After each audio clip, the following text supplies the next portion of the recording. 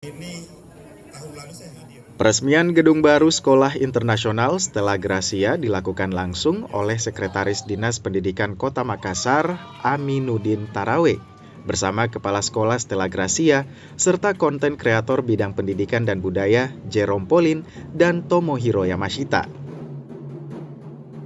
Gedung baru ini menyediakan 22 ruang kelas baru, lapangan basket, dan auditorium berkapasitas 700 orang. Sekretaris Dinas Pendidikan Kota Makassar, Aminuddin Tarawe, bilang gedung baru ini bisa membantu memenuhi kuota siswa, mengingat jumlah siswa setiap tahunnya semakin banyak.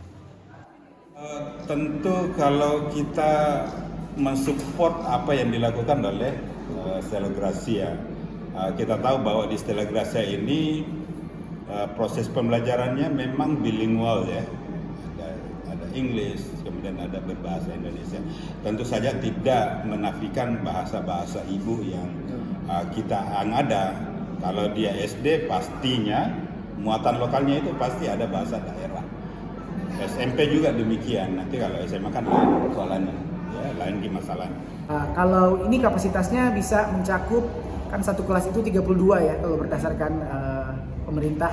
32 dikali 10 saja sudah 320, berarti bisa menambah 600 murid lagi. Iya, 600-an ya. Iya, bisa menambah kurang lebih 600 murid.